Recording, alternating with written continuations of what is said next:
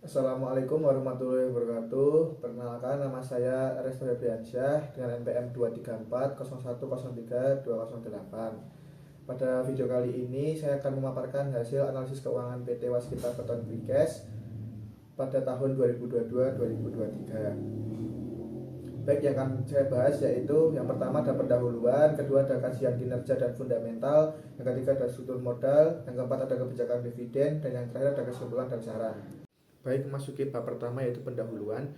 PT Waskita Beton Precast merupakan anak perusahaan dari PT Waskita Karya yang berdiri pada tanggal 7 Oktober 2014. Perusahaan ini merupakan produsen beton pracetak dan siap pakai terbesar di Indonesia.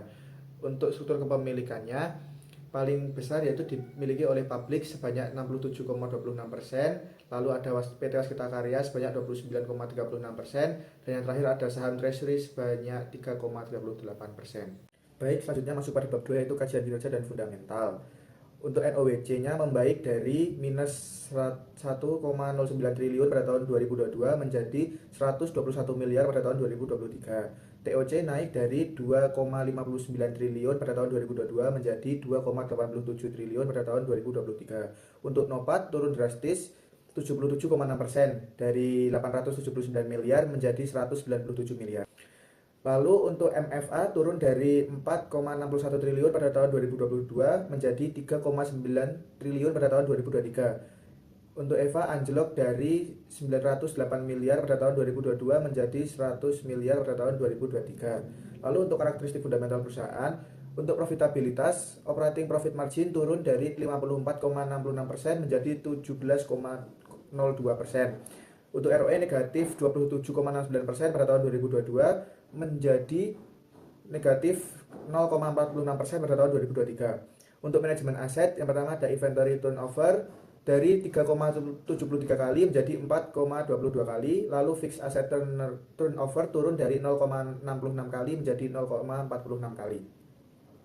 Lalu untuk likuiditas, current ratio naik dari 0,34 menjadi 0,63. Lalu untuk cash ratio sangat rendah yaitu di angka 3,7% menjadi 4,6%. Untuk nilai pasar, PR melonjak dari 3,45 kali menjadi 312 kali. Lalu untuk PBV negatif 1,19 kali menjadi 4,10 kali. Baik, selanjutnya kita masuk pada bab 3 yaitu struktur modal. Pada struktur modal, saya menemukan kondisi yang tidak sehat pada perusahaan ini. Karena pada tahun 2022, debt to capital ratio bahkan mencapai minus 2,76 kali karena ekuitas perusahaan mengalami defisit yang sangat parah. Di tahun 2023, meskipun membaik menjadi 1,36 kali, ketergantungan pada utang masih sangat tinggi dengan komposisi pendanaan berupa utang jangka panjang senilai 2,49 triliun, obligasi konversi senilai 651,8 miliar, dan konversi utang ke saham senilai 1,43 triliun. Kesesuaian teori ini yaitu trade-off teori, yaitu manfaat teks versus risiko kebangkrutan. Lalu packing order teori memprioritaskan pendanaan internal atau laba ditahan sebelum utang atau saham. Selanjutnya bab 4 yaitu kebijakan dividen. Mengenai kebijakan dividen, perusahaan tidak membagikan dividen selama 2 tahun terakhir karena laba ditahan mengalami defisit sebesar 8,45 triliun. Perusahaan lebih memfokuskan diri pada stabilisasi arus kas dan restrukturisasi utang pasca proses PKPU. Dan yang terakhir bab 5 kesimpulan dan saran. Untuk kesimpulannya yaitu kinerja operasional melemah, profitabilitas dan likuiditas yang rendah, lalu struktur modal tidak sehat, masih dominan utang, ekuitas negatif, dan tidak ada dividen akibat defisit laba ditahan dan prioritas pemulihan. Lalu untuk saran, saya menyarankan untuk meningkatkan efisiensi operasional untuk mengurangi beban dan mengoptimalkan aset. Lalu memperbaiki struktur modal melalui right issue atau konversi utang.